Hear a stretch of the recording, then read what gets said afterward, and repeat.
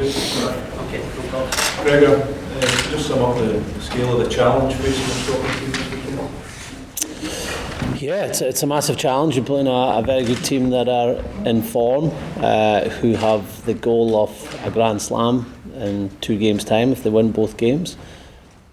But it's no different than the challenges we face every game in the Six Nations. The pleasing thing this weekend is we're back at home and we're on the back of a victory, just like the French. So, no, we know how good a team France are, and how good we'll have to play to beat them. But we prepared really well this week, and we're up for that challenge. As you say, France are on course for a Grand Slam. Can you remember the last time you saw a French team looking as strong and as confident as this one does at the moment?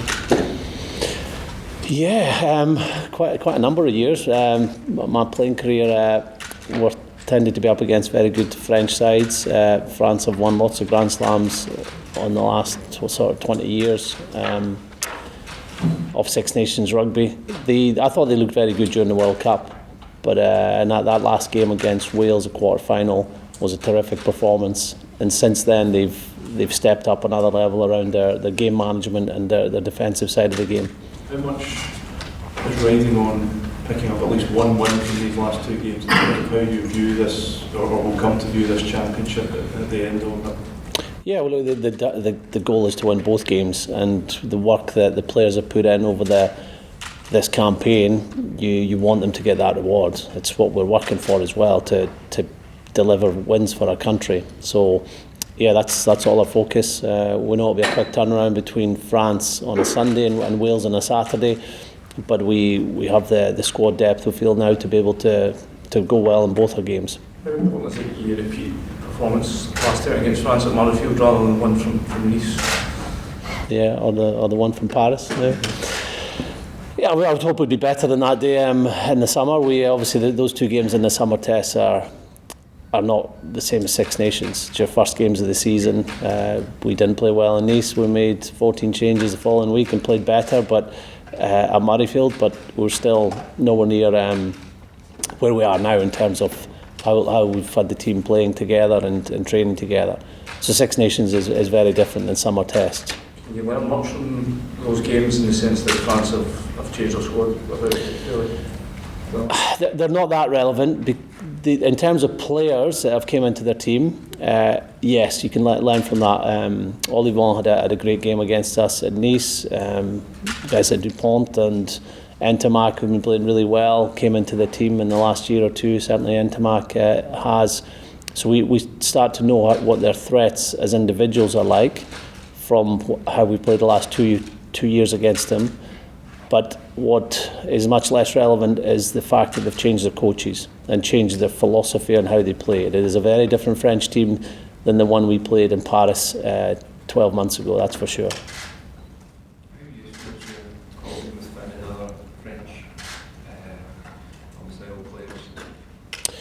Yeah, we don't know the French as well as other teams. We don't play them on a regular basis in the Pro 14. The French coaches have brought in new players into their squad, so to get conversations with players that are playing in France, people that have worked under Fabien Galthie in the past, and also having a former French international in our coaching staff has certainly helped. in terms of having that contact with Finn during the week, how important has that been in the ongoing process? Yeah, it was obviously good to have that contact, and helped us with our preparation. Do you hope that it allows you to move on from... Move on, that would be a good thing, guys, wouldn't it? It has sort of dominated. It has dominated the coverage of you. Has it? Okay, yeah, well, it's your coverage. Would you like to move on from it? Like that is the... Yeah, look, we've got a game to prepare for this weekend with the squad we're preparing with, and that's all our focus, as it has been throughout the competition. Coming in, they've obviously gone back to Edinburgh and played there. What have they done to force their way into the team? Well, Grant started for us during the World Cup. He's been a very good player for Scotland when he's been available. We felt that Ben's form for Edinburgh this year, and the fact maybe he didn't get the opportunities in the World Cup. He deserved those opportunities ahead of Grant. With Grant, we know that the consistency is always there, his experience, a really good line-up forward like Ben, and he's been waiting for his opportunity, and we think this is the right time for that.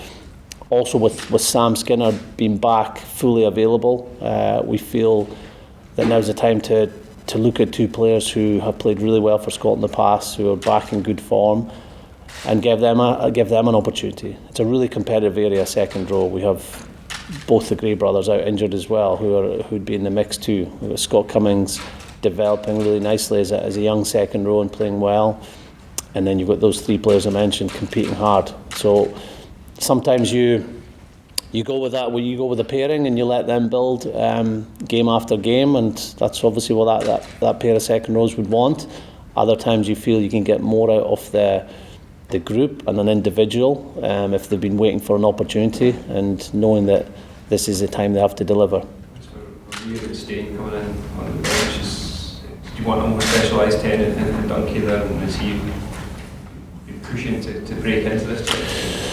Yeah, that's one view of it. I think when I reflect on the England game, especially when the weather got as bad as it did during the match, to have someone like Dunky on the bench would have helped if we wanted to change, or if Adam had picked up an injury. It wasn't going to be the great conditions for Rory Hutchinson and his skill set and his strengths. So we've got an eye on that, the fact that it could be not so great weather at the weekend. We've also been watching Duncan very closely and how he's been playing. 2 games ago I thought it was one of his best games of the season. He's always competitive, defends very well. He's got strengths that put the team forward with his kicking game. He's really developed his attacking side, especially the facilitating side of his game, and he's desperate to be back involved. So we believe with his selection that opens up a space for someone that can cover wing and centre on the bench, and Kyle fits that really well. Was centre for Glasgow most of the last season and has played on the wing this year, and he's really impressed us in training. The win on Sunday changed perceptions around where Scotland are at the moment and this campaign. There was a negativity from losing the first 2, and maybe an expectation that you would go to Rome and win a win on Sunday, maybe upset and change the way that people are viewing Scotland.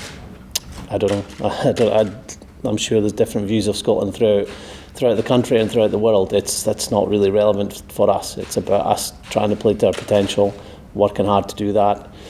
We've done that at times in the games we played this year, and we've got to build that as close to 80 minutes as possible for the players to get the rewards of a victory, because only playing to our potential this week will lead to a victory, because it's got a huge challenge that we face with this French team. All right. Oui. Move on to the tempo embargo. There's just 2 questions come from a French broadcaster, and I'll move on to the tempo embargo. What do you think about French rebirth?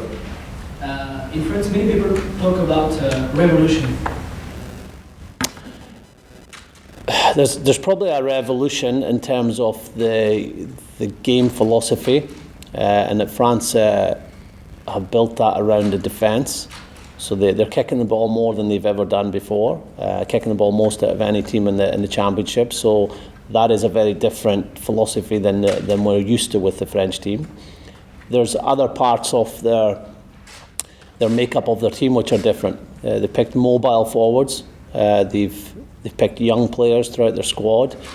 So they're obviously wanting to get to a place in a year or two's time with a young team developing that can play both a strong defensive game but also a very mobile game that will mean that they're strong in the last 20 minutes of matches.